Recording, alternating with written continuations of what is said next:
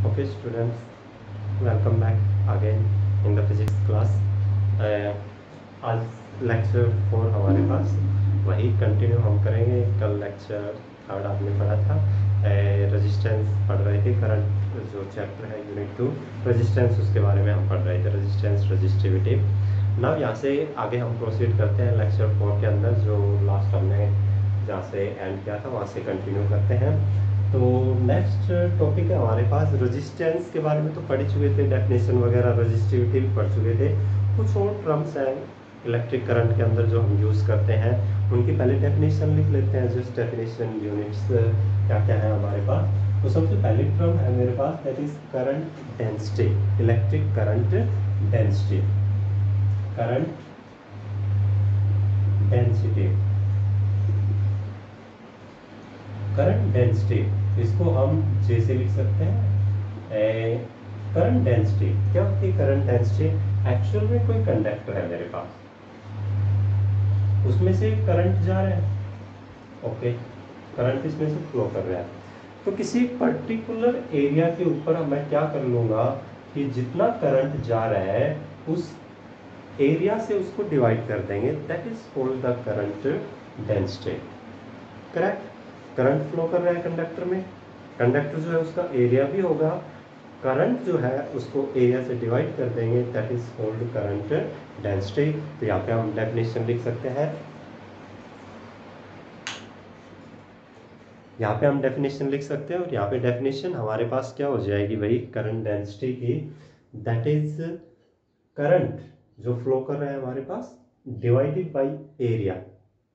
Okay, again देखिए मेरे पास lecture 4 हम पढ़ रहे हैं। इसमें कुछ टर्म्स डेफिनेशन लिख लेते हैं पहले स्टार्टिंग में। पहली टर्म मेरे पास आ रही करंट डेंसिटी। ओके, लिखिए डेफिनेशन इसकी, current density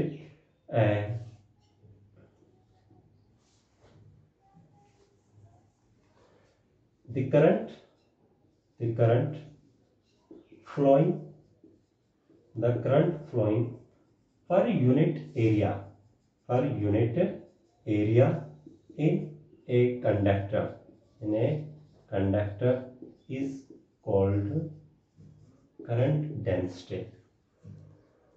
current flowing in a conductor per unit area, उसको हम क्या बोलते हैं? करंट डेंसिटी बोलते हैं। यानी करंट डेंसिटी का फॉर्मूला हमारे पास यहाँ पे आ जाएगा। करंट डेंसिटी क्या हो जाएगी मेरे पास? That is current divided by area, current divided by area. Current density simple. अब यहाँ पे जो मेन चीज है वो ये है कि जैसा कि हमने पढ़ा होगा कि जो करंट है वो स्केलर होता है, बट जो करंट डेंसिटी है ना वो वेक्टर क्वांटिटी होगी। इसकी जो डायरेक्शन है वही होगी जिस डायरेक्शन में करंट फ्लो कर रहा है। राइट? तो यहाँ पे लिख लेते हैं current density, current density is a vector quantity, vector quantity. इसलिए इसकी काफी इंपॉर्टेंस है, क्योंकि करंट जो है वो तो स्केलर होता है, बट करंट डेंसिटी जो होती है वो क्या होती है? वेक्टर क्वांटिटी होती है। ठीक है, डेफिनेशन सिंपल है, that is current divided by area. Now unit इसी फॉर्मूले से निकाल सकते हैं यूनिट। करंट जो उसकी यूनिट एम्पियर, एरिया की मीटर स्क्वायर, तो क्या आ जाएगी मेरे पास? SI unit of J current density is ampere metre square. तो ये टर्म है भाई जिसका हम यूज करेंगे, current density. Okay, now the next term मेरे पास definition simple, that is conductance.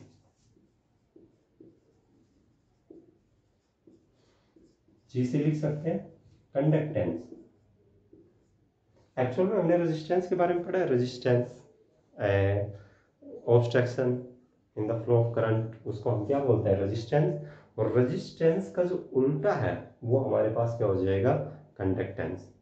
अगर किसी मटेरियल का, जैसे मान लीजिए रबड़ का, रेजिस्टेंस ज्यादा है तो उसकी कंडक्टेंस क्या हो जाएगी? कम हो जाएगी। ठीक है, क्योंकि कंडक्टेंस की डेफिनेशन है that is the reciprocal of resistance. लिख लेंगे definition, it is the reciprocal, it is the reciprocal of resistance. Mathematically conductance is equal to 1 upon resistance, reciprocal का मतलब इनवर्स 1 अपॉन, तो ये हो गई हमारे पास conductance 1 upon resistance R, right. Obviously inversely proportional है, ज़्यादा रेजिस्टेंस होगा कम कंडक्टेंस होगी। यूनिट क्या हो जाएगी कंडक्टेंस की, यहीं से निकाल सकते हैं, रेजिस्टेंस की होती है होम, तो इसकी क्या हो जाएगी होम इनवर्स, ठीक है। तो ऐसा ही unit of G conductance is, that is what, ohm inverse, ohm inverse, या इसको बोल सकते हैं महो, एम एच ओ। देखिए रेजिस्टेंस की ohm O H M, conductance की unit mho M H O, right. या इसको बोलते हैं siemens, S I E M E N, represented by capital S. This are the unit of conductance. आप कोई भी बोल सकते हो, आप होम इनवर्स बोल सकते हो, आप इसको महो बोल सकते हैं, आप इसको क्या बोल सकते हैं, साइमन बोल सकते हो। याद रखिए काफ़ी बार याद आती है, साइमन 1 नंबर में is the unit of conductance, capital S से इसको रिप्रेजेंट करते हैं, right. Okay, now the next term, next definition मेरे पास, दैट इज, ऊपर लिख लेते हैं, एक और टर्म, एक और डेफिनेशन मेरे पास, that is conductivity, conductivity sigma से इसको रिप्रेजेंट कर सकते हैं। एक्चुअल में हमारे पास रेजिस्टेंस आया था, और रेजिस्टेंस के साथ क्या आई थी, रेजिस्टिविटी भी एक टर्म आई थी। रेजिस्टेंस से कंडक्टेंस, और जो रेजिस्टिविटी थी उससे क्या आ जाएगी, कंडक्टिविटी। एक्चुअल में ये जो रेजिस्टिविटी उसका रेसिप्रोकल होता है। तो क्या डेफिनेशन मेरे पास हो जाएगी इसकी, it is defined as reciprocal of resistivity, reciprocal of resistivity यानी कंडक्टिविटी का क्या फॉर्मूला हो गया, 1 अपॉन रेजिस्टिविटी, रेजिस्टिविटी को रो से लिखा ना, राइट। रेजिस्टिविटी का उल्टा that is called conductivity, right. Unit क्या हो जाएगी इसकी, यूनिट ऑफ कंडक्टिविटी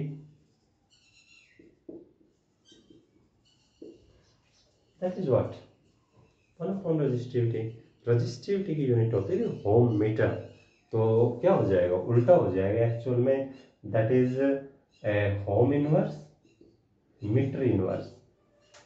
अब होम इनवर्स है that is called simply siemens, यानी इसको मैं ऐसे भी लिख सकता हूँ, that is siemens metre inverse, that is the unit of conductivity. और जैसा कि आप देख रहे हैं फॉर्मूले में, रेजिस्टिविटी के इन्वर्सली है, रेसिप्रोकल है उसका, रेजिस्टिविटी कम होगी, कंडक्टिविटी ज़्यादा होगी। और रेजिस्टिविटी सबसे कम किसकी होती थी, हमने बताया था सिल्वर की, किसकी होती थी भाई, सिल्वर की। रेजिस्टिविटी मिनिमम, कंडक्टिविटी मैक्सिमम, ठीक है। Silver is the best conductor, it's conductivity is very high, right. तो ये टर्म्स थे मेरे पास, पढ़ लेंगे, डेफिनेशन याद कर लेंगे, यूनिट पढ़ लेंगे, क्या क्या, करंट डेंसिटी, कंडक्टेंस और कंडक्टिविटी। ओके, नेक्स्ट प्रोसीड हम करते हैं।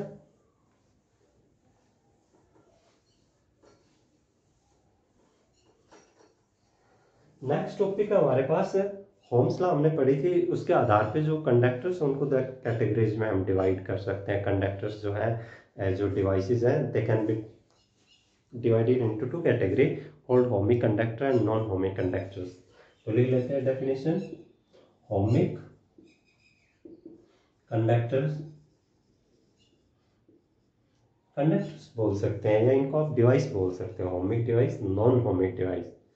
तो बात करता हूं भाई होमिक conductor and non होमिक conductors. Actual में ओमिक कंडक्टर तो वो होते हैं भाई जो ओम्स लॉ को ओबे करे सिंपली। जैसे कोई वायर में अगर ले लो, सिंपल ओम्स लॉ को ओबे करता है, दैट इज ओमिक कंडक्टर उसको बोल देंगे। तो लिख लेंगे यहाँ पे ओमिक कंडक्टर्स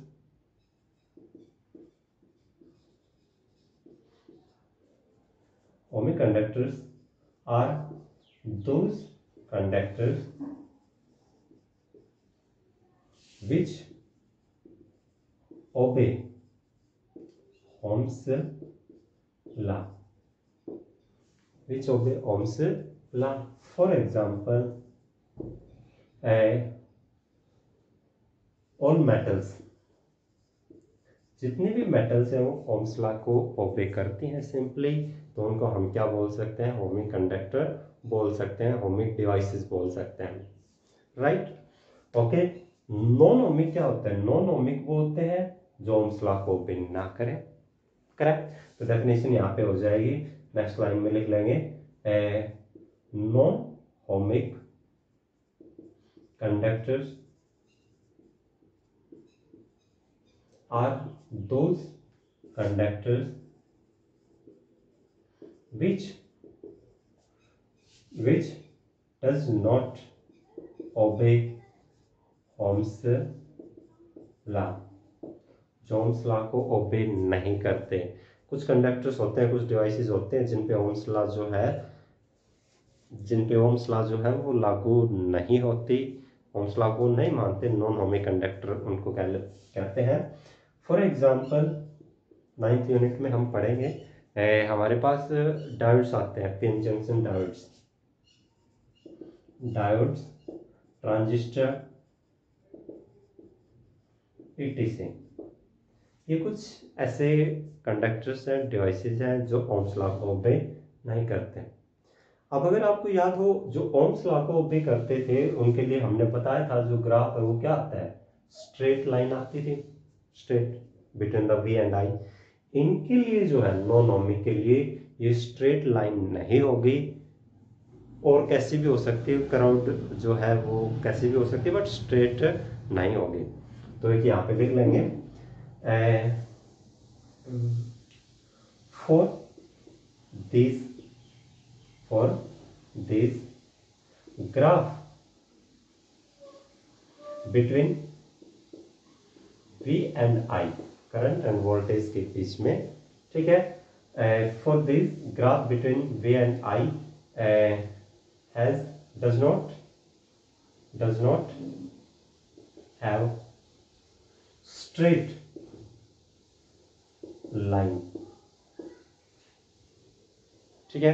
फॉर एग्जाम्पल, जो अभी एग्जाम्पल लिखा था डायोड कुछ जो है उसके लिए ग्राफ कुछ ऐसा होता है, अभी बनाते हैं। For example graph for forward diode is, कैसा होता है भाई, देखिए मेरे पास that is the voltage and that is the current, ये डायोड के लिए ग्राफ बना रहे हैं। Of course non ohmic conductor है, तो स्ट्रेट लाइन तो नहीं होगी। तो स्ट्रेट लाइन नहीं होती तो कैसी होती है, इसके लिए एक्चुअल में हमारे पास कुछ इस तरह की कर्व होती है। स्टार्टिंग में ये थोड़ी सी हॉरिजॉन्टली चलेगी, आफ्टर दैट ये वर्टिकली जाने लग जाती है। इस तरह का ग्राफ होता है फॉरवर्ड डायोड के लिए, ठीक है, which is of course not a straight line, तो इसलिए इनको हम क्या बोलते हैं, नॉन ओमिक कंडक्टर्स, करेक्ट। तो ओम्स लॉ के आधार पे, कंडक्टिविटी के आधार पे दो तरह से मटेरियल मेरे पास हो सकते हैं, कौन कौन से भाई, ohmic and non ohmic, right. ये जो नॉन ओमिक है, डायोड्स और ट्रांजिस्टर जो एग्जांपल हमने लिखे, ये 9th यूनिट में डिटेल में इनके बारे में हमारे पास आएगा।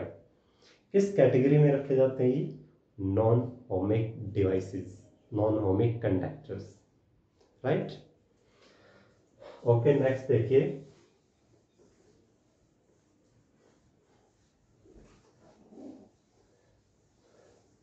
नेक्स्ट अब हम बात करते हैं भाई, नेक्स्ट टॉपिक रेजिस्टेंस हमने पढ़ा था, रेजिस्टेंस के कॉम्बिनेशन पढ़ लेते हैं। कॉम्बिनेशन मतलब दो या दो से ज़्यादा रेजिस्टेंस को कनेक्ट करना, और कॉम्बिनेशन की बात आती है तो लोअर क्लासेस में भी आया होगा 10th क्लास में, दो तरीके से हम कनेक्ट कर सकते हैं, तो सीरीज के अंदर और दूसरा हम भाई पैरेलल के अंदर, राइट। तो वन बाय वन अलग अलग करके हम पढ़ते हैं। पहले पढ़ते हैं resistances in series. Okay, resistance in series. Series मतलब एक लाइन के अंदर, एक लाइन मतलब ये कह सकते हैं कि एक पॉइंट दूसरा पॉइंट एक ही रास्ता हमारे पास हो, तो वो जो है रेजिस्टेंस वो किस में कहलाएंगे, सीरीज में। तो यहाँ पे डेफिनेशन लिख सकते हैं हम, क्या हो जाएगी भाई, टू और मोर resistances are said to be in series if are said to be in series if we can proceed from one point to another point, if we can proceed from one point to another point along a single path, एक single path हमारे पास होगा along a single path, right. तो दो से ज्यादा resistance series में होना मतलब एक सिंगल पाथ में हम जा सकते हैं, राइट। ओके, डायग्राम बनाते हैं। इसके लिए हम मान लीजिए 3 रेजिस्टेंस ले लेते हैं, अलग अलग उनकी वैल्यू होगी R1 R2 R3। तो नेक्स्ट लाइन में लिख लेंगे, let in figure R1, R2 and R3 are in series. बना देते हैं फिगर। रेजिस्टेंस जो है उसको ऐसे हम रिप्रेजेंट करते हैं, तो ये एक रेजिस्टेंस, ये दूसरा रेजिस्टेंस और ये मेरे पास वही तीसरा रेजिस्टेंस। ये मेरे पास कोई बैटरी हो गई, मान लीजिए ये की लगा दी मैंने, एंड ये जो रेजिस्टेंस है दिस आर इन सीरीज। क्यों? क्योंकि between the point A and B मेरे पास एक ही रास्ता है जाने का, तो ये किस में हो गए, सीरीज में हो गए, R1 R2 R3। ओके, अब सीरीज में होंगे तो याद रखिए भाई, जैसे मान लीजिए इस बैटरी से करंट चलेगा, ओके, पॉजिटिव टर्मिनल से करंट जाएगा R1 में से, R2 में से, R3 में से, जो वैल्यू है ना करंट की वो क्या होगी, सेम होगी। क्यों? क्योंकि और कोई रास्ता तो है ही नहीं। जितना करंट R1 में से जाएगा उतना ही किस में से जाएगा, R2 में से भी और R3 में से भी, करेक्ट। तो सीरीज में होने का मतलब ये भी हो गया कि जो करंट है सभी के अंदर से वो क्या होगा, सेम होगा, करेक्ट। काफी इंपॉर्टेंट लाइन है, आप इसको डेफिनेशन में भी लिख सकते थे, two and more resistance are said to be in series if current is same in all resistance, current is same in all resistance. चलो इसको लिख लेते हैं, here current will be same, current जो है वो क्या होगा, सेम होगा इन ऑल रेजिस्टेंसेस, और करेक्ट, काफी इंपॉर्टेंट। सीरीज में है तो करंट जो है वो क्या होगा, सेम होगा। अब करंट सेम है, ओके, करंट सेम है, ओके, जो पोटेंशियल डिफरेंस है, वोल्टेज वो अलग अलग हो गई। मान लेता हूं ये जो R1 है इसके अक्रॉस V1, R2 जो है इसके अक्रॉस V2 और R3 जो है इसके अक्रॉस V3, और टोटल जो है वो V है, right. here current will be same, correct. तो अब हम लिख लेंगे करंट तो सेम है, पोटेंशियल जो डिफरेंस है, पोटेंशियल वोल्टेज वो अलग अलग है, और जो अलग होती है उसी का फॉर्मूला हम लिखेंगे। तो बात करता हूं मैं potential across R1 resistance, R1 जो रेजिस्टेंस है उसके अक्रॉस पोटेंशियल वोल्टेज क्या होगी, V1 बोल रहा हूँ, इसके अक्रॉस V1 क्या होगा formula according to ohm's law, V is equal to I R. क्या होता है भाई, V is equal to I R. इसमें से करंट कितना है, करंट तो I है, रेजिस्टेंस कितना है R1, यानी V1 का क्या फॉर्मूला हो जाएगा, that is I R1। Similarly मेरे पास क्या आ जाएगा, potential across R2 V2, that is what I R2, and potential across R3 क्या हो जाएगा मेरे पास V3, that is I R3। ठीक है, रेजिस्टेंस अलग है, पोटेंशियल अलग है, बट करंट जो है वो सेम है, इसीलिए करंट के साथ हम नोटेशन नहीं लगा रहे 1 2 3 नहीं लगाने, क्योंकि जो करंट है वो सभी में सेम ही है, राइट। अब ये अलग अलग पोटेंशियल हो गई, टोटल जो पोटेंशियल डिफरेंस है वो हमारे पास V, और V जो है वो न्यूमेरिकली इन तीनों के जोड़ के बराबर होगा, राइट। उससे पहले एक चीज और लिख लेता हूं, मान लीजिए ये जो तीनों रेजिस्टेंस है इनका जो टोटल है इक्विवेलेंट रेजिस्टेंस जो हमें निकालना है, जिसका फॉर्मूला वो मैं RS मान लेता हूं, ठीक है। तो फिर क्या होगा मेरे पास, देखिए, let equivalent resistance is RS, जिसका फॉर्मूला मुझे निकालना है RS, ठीक है। देन टोटल पोटेंशियल डिफरेंस, तो टोटल पोटेंशियल डिफरेंस मेरे पास that is V is equal to I RS। ये भी होगा, आप इनको इक्वेशन मान सकते हैं, equation first, equation second, equation third, and that is equation 4। ये तो कोई अलग अलग थे, ये अगर टोटल रेजिस्टेंस हमने मान लिया RS तो ये भी इक्वेशन होगी, और साथ ही साथ एक और इक्वेशन होगी कि जो टोटल वोल्टेज है that is numerically equal to voltage across first यानी V1 plus V2 plus V3, right. अब जस्ट क्या करना है, V1 V2 V3 है हमारे पास और VP है हमारे पास, वैल्यू रख देंगे, थोड़ा सा सॉल्व कर लेंगे, तो देखिए क्या आ जाएगा मेरे पास,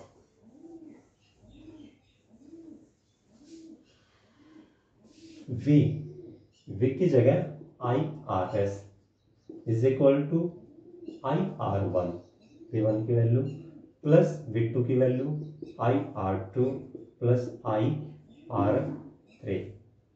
I जो है राइट साइड से कॉमन ले लेंगे, R1 plus R2 plus R3 that is I RS।